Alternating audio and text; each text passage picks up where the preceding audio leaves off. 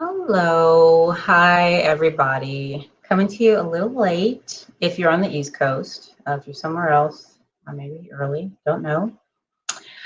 But before I turn in, I just wanted to come say some stuff. Okay, so for those of you who attended the Nothing conference, thank you. Whether you were there to hear me or some other people, that's fine. You know, just thank you for attending and for being there and for supporting. So there's a lot going on now. There's a lot going on. Okay, I am engaged in several things that have a lot to do with the the way we're navigating in this country. Okay, let me just say it that way. One of my projects is I'm working with a very well-known company that actually does diversity and inclusion training. I do not like that phrase, diversity and inclusion, but anyway, working with them. Hopefully they're going to change it, okay? But if not, that's cool too. So working with them and also, other things. I'm going to be at a conference related to the work that I do with cybersecurity, and they're going to be talking about diversity and all that as well. So with all the things going on, I have 3 channels. Okay, I have this one, I have my cybersecurity and my learning and development channel. And on all of those, tonight, I started addressing a little bit of racism on my cybersecurity channel. So I said, before I turn in, let me just do this on here because I've already planned it, okay? And I already got the lipstick on, my eyebrows are done. Oh, let me just do it. All right, so I have to do this again. In 2016, I had an opportunity to speak at SANS, and my topic was about racism, was about growing up in the South. I think it was like something about the KKK sign or something like that was the title of my talk. And yeah, so that was a topic. I felt it was something that needed to be talked about.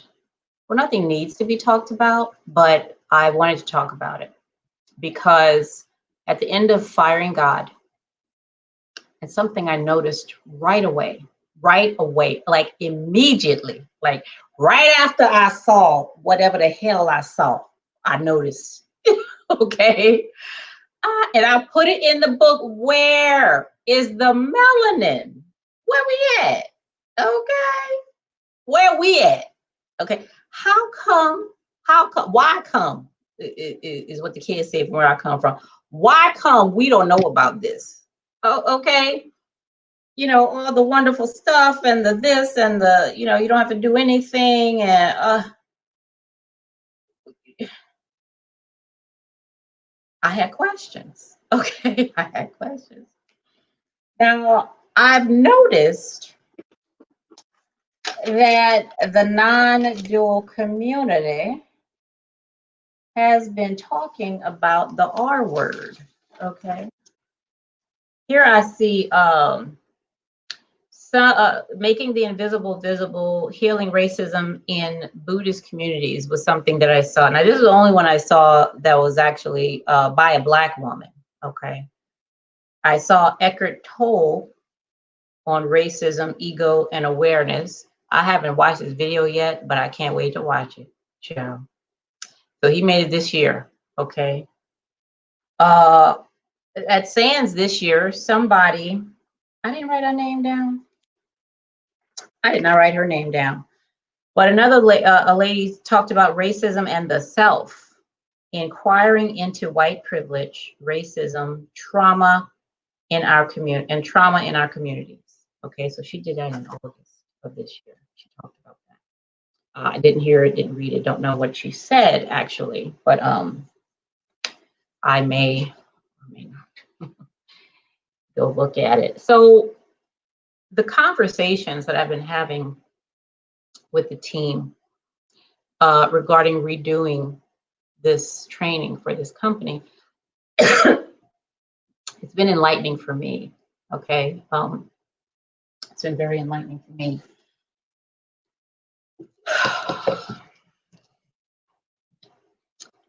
Let me take a drink.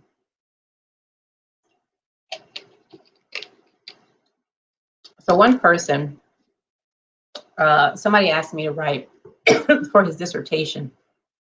He was writing some stuff about,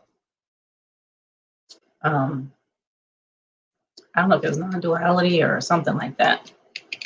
Hold on, that's on my throat.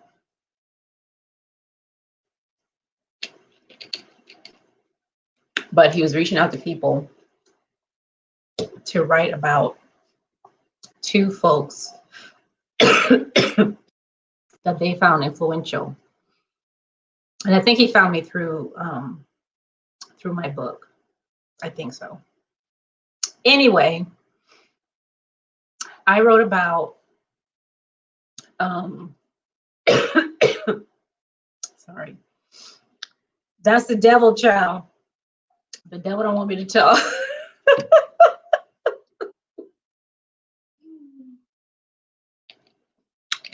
The devil is a liar. And I'm going to say what I got to say. Anyway, he was reaching out to other people in the non-dual community, okay, to write for him a very short thing about two people that they felt, you know, were influential in, you know, the way thinking and all that. So my two people were Richard Feynman, who's, and I talked about him at the Nothing conference, fascinating man. My other person was James Baldwin. James Baldwin, he was around the same time as Martin Luther King, and you know, a lot of the other people in that time, but was not as popular. It was not as popular. I love him. Every single thing he says, I think is awesome. One thing that he said that, now this is back then, okay? He is in front of an audience of Black folk, okay, who are being on TV, you know, the same way that's happening now, but you know, with the water holes and the dogs and the, you know, all this stuff is going on. This man actually said there is no racism problem. Okay? What racism problem? What are you talking about? The problem is that we don't want to take responsibility for what we're doing. You do know that you're hanging your own child, okay? You're sicking dogs on your brother. That's your brother, all right? He's like, you don't want to take responsibility for that. So you call it racism. You know, I'd rather be a racist than a murderer of my child.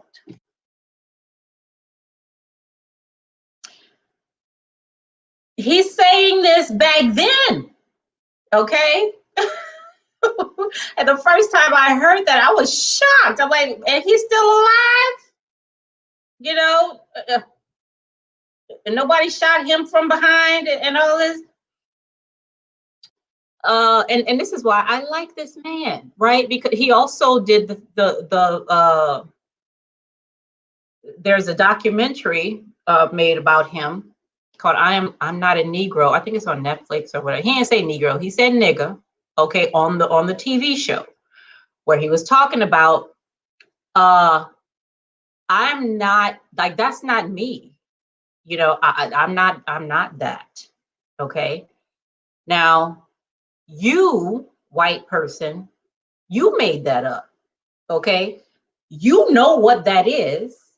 That whatever a nigger is serving you. I can't do nothing about getting rid of niggers and all this other, because I don't, that's not me. And I don't know what it is. Okay.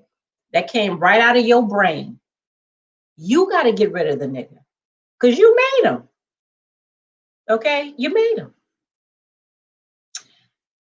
Yeah, and I that was amazing to me, right? That was very, very, that he could actually see that, that he could actually see that and talk about it, at that time.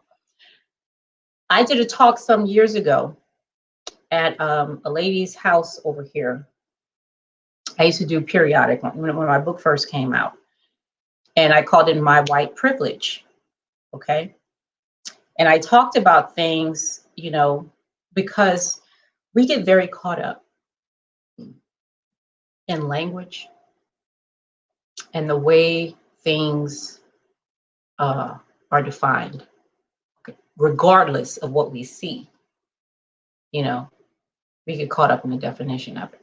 We'd rather the symbol than the reality. You know what that is, like the flag.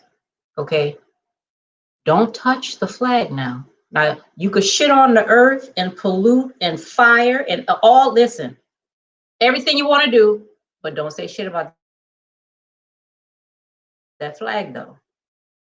Love them, absolutely love them. Okay, but when it comes to the thing that the symbol represents, we ain't got no love for that. Anyway, so in the talk, My White Privilege, I talked about some of the things that James Baldwin was talking about. I talked about growing up the way I did. Now at the time, so you want to talk about race wasn't out yet, I don't think, or if it was, I hadn't read it yet. But I talked about those kinds of things, right? Like the kinds of privileges that I actually have. Okay. And and my role in a lot of these things. And the fact that one thing that James Baldwin says,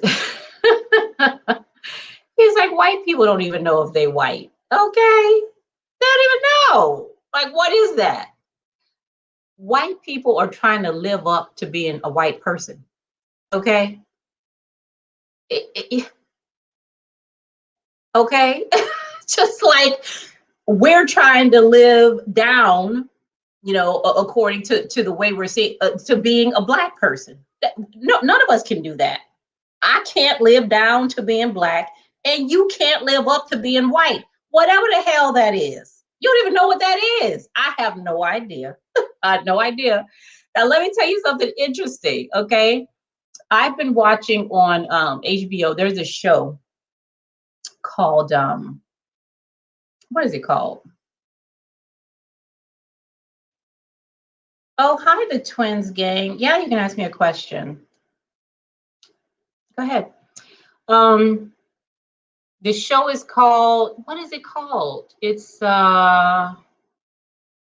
Lovecraft Country. It's called Lovecraft Country. Okay, it's very good. It's very good. So there was a scene, okay, but in the last episode where the lady was she was she'd been taken by an alien somewhere, and she had to, she was pretending, or she was in all these different places. Okay. But when she finally was done with that, right, the alien, angel, whatever it was, told her that, black people are a myth. All right, that it's not true. Black people are a myth, like Zeus and, it's a myth. Okay. Somebody has defined what that is. Okay. And that's not true. That's totally not what it is. And that I was, man, my ears perked up when I heard that. I was like, wow. That's true. Like that's actually very true.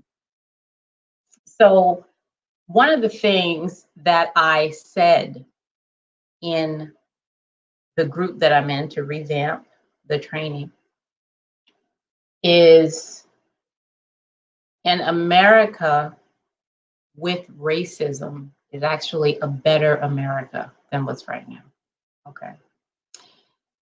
Because, and I love this because in the book, so you want to talk about race, the definition of race, when we say it, we think about the person down the street treating us bad, okay, or the lady in Walmart who don't want to serve me because I'm black, or Puerto Rican, or you know, LGBT, or, you know, whatever the case is, right? I'm being discriminated against for some physical feature or for what somebody thinks I am based on what I look like, okay? Or how much money I have, or whatever, all right? Now, if that was the problem, that's fine. We can live with that. We could live with that and live better if that was the problem.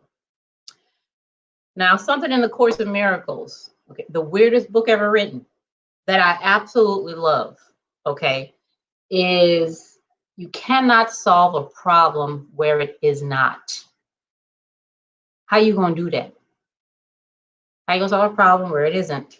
Okay. Now, in so you want to talk about race? The author, beautiful lady, I cannot pronounce her name to save my life. I didn't even try. Okay, it's a great book though. She explains very clearly, racism is not about individual people and their attitudes. Okay, you can have whatever the hell kind of attitude you want to have. Okay, it's about the system. It's about a system that backs up, not only backs up and supports your attitude, okay, your dislike of people of color, all right, but it perpetuates it. It preaches it. It sustains it. It supports it. It promotes it. Okay, your education system, your housing system, your policies, your laws, your the way people are trained, it supports it. Okay, it's a systemic issue. What is a system? A system is a collection of entities seen by someone as working together to produce something. You got a whole collection of entities, okay, that are using racist policies and you know, all that systemic stuff, laws and stuff, right, to produce something. Because if it wasn't useful, the system wouldn't use it.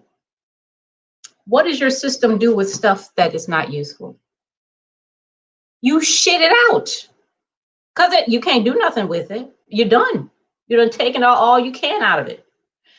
If it keeps getting recycled, that means you need it. You're using it for something. Okay, that means you're using it for something. It's a systemic issue. I don't give a damn if you don't like me because I'm Black or a woman.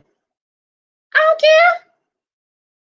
You know, as long as you stay your ass where you at, you know, and don't come over here, you know, touching things that don't belong to you and all that stuff. You good. Bless you in your hate. Okay, go do all that stuff, whatever. All right, that's not the problem. Okay, you cannot solve a problem where it is not. So something that I wrote is an America with racism is a better America. All right. And accountability is a big issue, right? And accountability is something we don't want to talk about because we don't want to be accountable. You don't want to be accountable, right? But you can only control what you're accountable for. And if you don't admit that you are accountable, you will not be able to or willing to, okay, control and change that for which you are accountable. Now, who that lady is, the one who was running for president, she wrote that, I think she's like a non-dualist or whatever the hell her name is, something. She got brown hair. She said something like that about we're not afraid of something, we're afraid of how much power we have. Okay, that's what I see when she said that. You scared of what you're accountable for. Okay, because that's what you have control over. That's what you can change. You know, and we don't want to do that.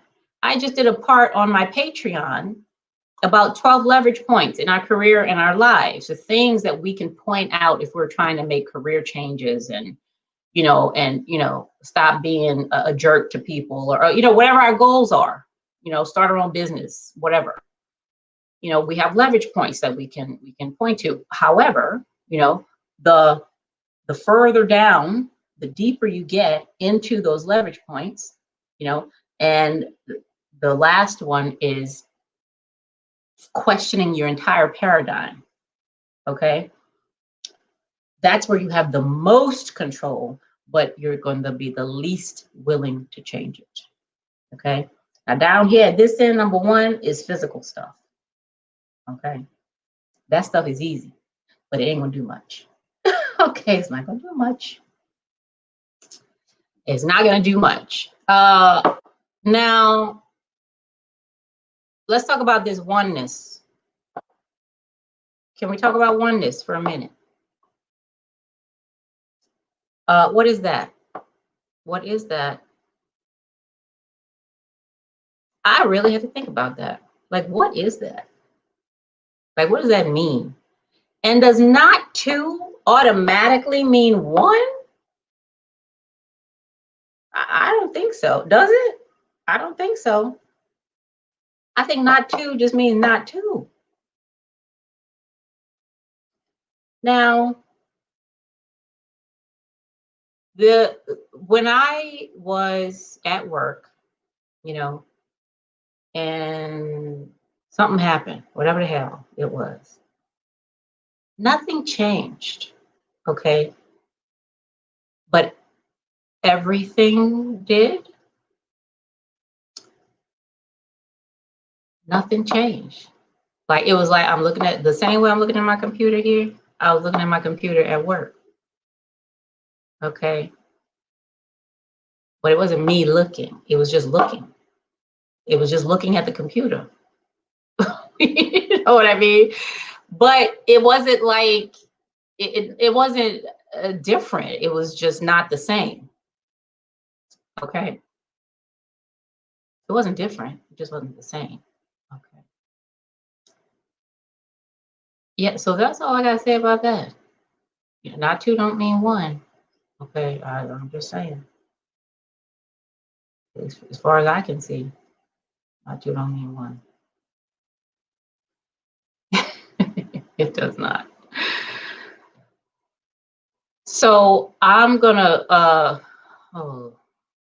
attempt to go over here and see what Eckhart Tolle, is it Tolle or Tolle, whatever the hell, is saying about racism, child. Let's see what you gotta say. What else I say in this damn thing? Let me see. Child, it got some pearls up in here now. Let me tell you.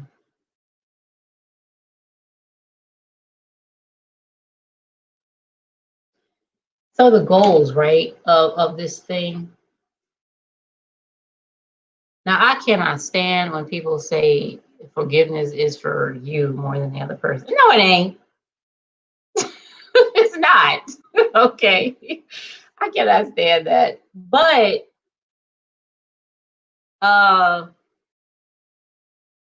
being able to have empathy, right? Really allowing empathy to happen. That's what you're doing, okay? Because there's no work involved in that. Allowing empathy to happen is for our own well-being, allowing empathy to happen. It really is. Now, I make a very clear distinction between a connection and a relationship, okay? I see connection being tied very closely to roles, okay? Manufactured roles. So my role as a mother connects me to my children's roles as children, or son and daughter, whatever, okay? I have to have a role to have a connection, okay? That's what's connecting the role. Woo, like that. Okay. The relationship comes before connection and don't require none of that stuff. Now, the way I've been testing this is I'm working on a course on soft skills, which I'm not going to call them soft skills because I don't like that. I don't like that. It's not what they are. Where I ask a person, I say, okay, think of 3 people in your organization or your family or whatever, but I've been talking, it's about careers. Okay, so I say organization that you interact with the most. Okay, now of those 3 people, I first ask, who do you feel you're more connected to?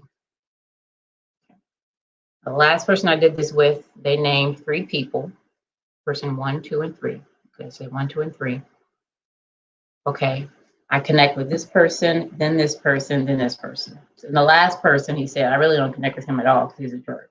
Okay, so the first person, I can connect with him, and the second connect with him. So I said, okay, take those same 3 people that you interact with most and tell me, who do you most relate to?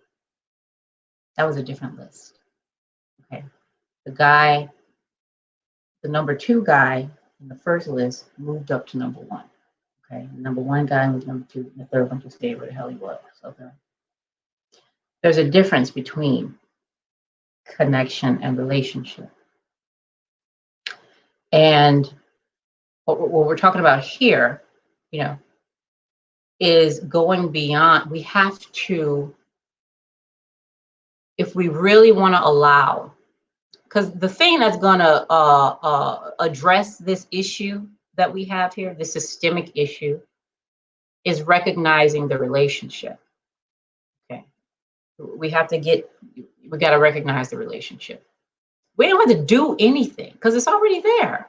Okay, we just have to see the relationship, and realize the self-harm that we are systemically causing ourselves. Racism is self-harm.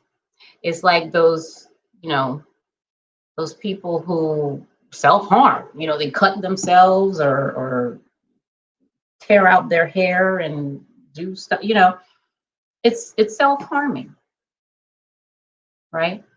But the people who do it like that, it's kind of like a coping mechanism, right? It's a coping thing. But it's self-harm. And if you're in the system, you're accountable. That's the thing. You have a role, okay, in whatever is going on. You got a role, okay? So, and which is why I like Beverly, that's her name, Beverly D'Angelo. White Fragility, that's the book, White Fragility. I love that she speaks to white people, to her audience, okay, about white fragility. Now, I looked at the video like a fly on the wall, okay, but I absolutely enjoyed everything she said. Now, the individual who wrote So You Want to Talk About Race was the same way, right? She was speaking, she's a Black woman speaking to me, okay, and telling me, okay, there's a chapter where she's talking about, okay, I need you to check your privilege. I need you to list, take a pen and a piece of paper, and I'm gonna need you to list all the ways that you have privilege. Okay, Miss Master's degree. Okay, list me the ways you have privilege. Okay, you're not in a wheelchair. All right, you're not differently abled.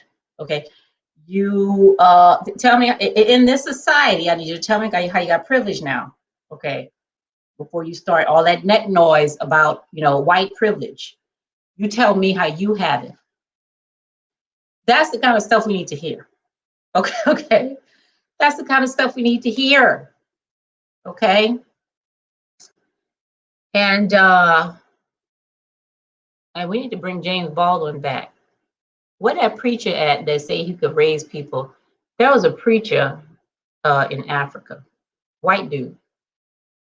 He said, I'm gonna come over here. As soon as I'm done with this live, I'm gonna look him up. Because he said he was gonna raise somebody from the dead, child. And I want to see if that happened. Like, what happened? What had happened? Where he at? Mm-hmm. I gotta go do my kitchen. I do not feel like it. But I hate waking up to a dirty kitchen. I can't stand it.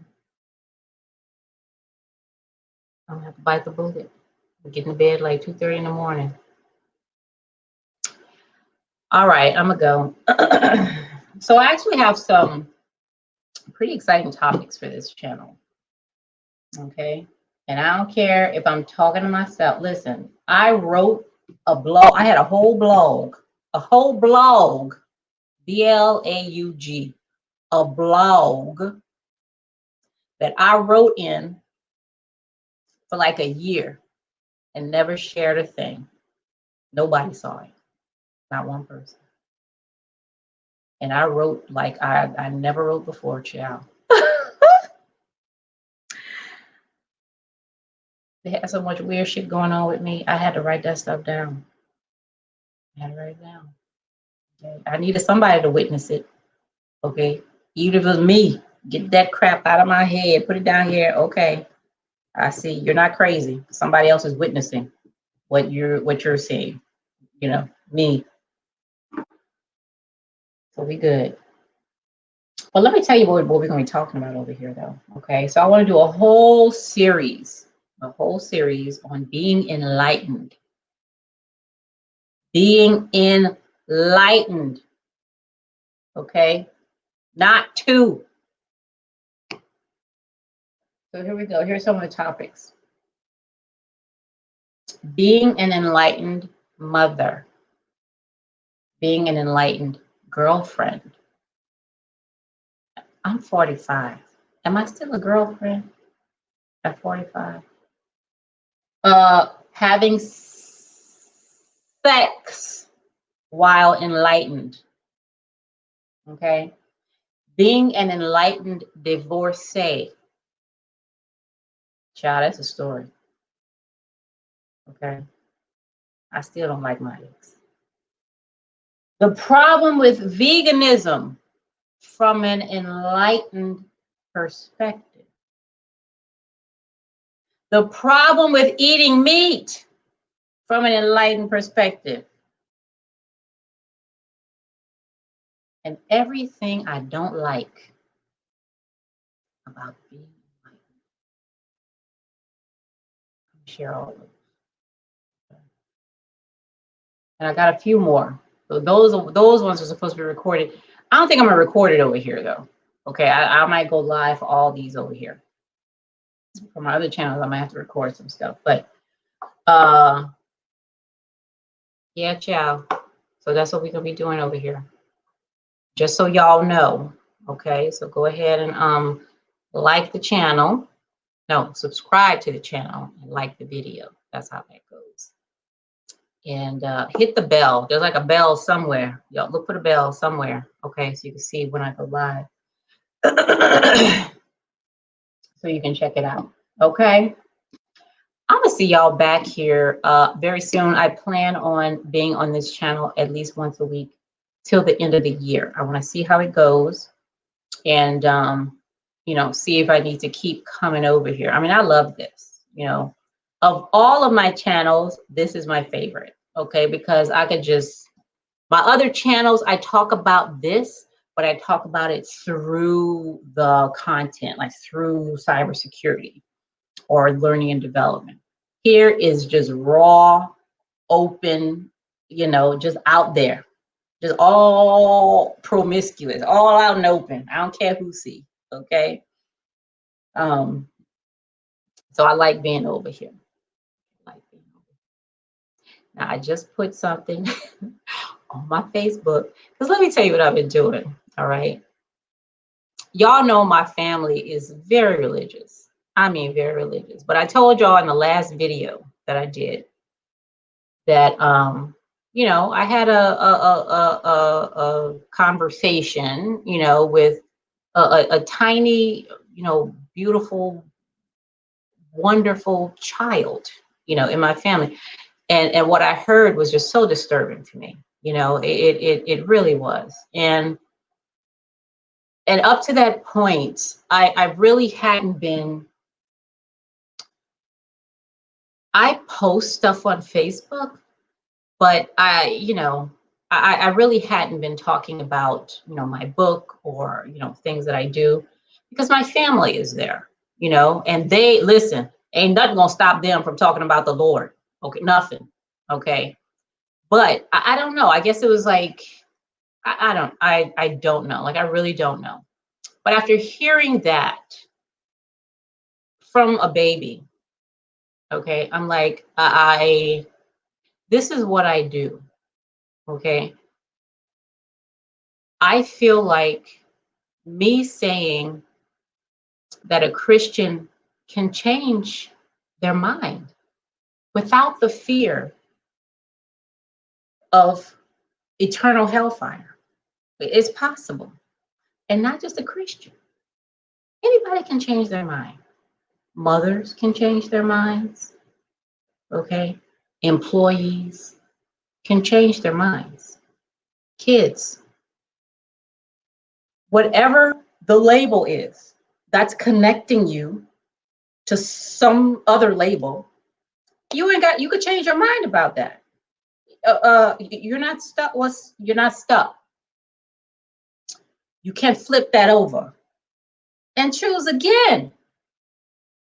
Okay? Like that weird book, Course in Miracles says. You can do that. I feel like that's a compassionate message. That you can choose again is a compassionate message. Okay? I'm not going to be quiet about that. I'm not. I'm not going to be quiet about that. Yeah. So I wrote that on Facebook. Okay, I wrote the whole thing. I put the the book thing up there and all that, right? Because my public speaking coach, Robert Rabin, passed away a couple years ago. Was all about that. Don't keep silent. For what? Like, why? Like, really? And I know what it is and how dark and lonely and creepy it is to be silent, to just keep silent things. I ain't doing that. Okay. I'm not. And even when, listen, and this is something, even when I was a Christian and telling everybody and doing everything I was supposed to do, I kept so many secrets, it wasn't even funny. Because I wasn't saying what I wanted to say. I was saying what I had to say. That's not what I had to say. Okay. I was feeling what I wanted to feel. Okay. But I had to suppress that and say something else about it and all that stuff. And we're not doing that. We're not doing that. Okay. Child, let me go clean this kitchen. I will be back probably by the end of the week, because I'm excited about these topics now. I'm excited. So we're gonna talk it up, okay? And I will see y'all back here next time.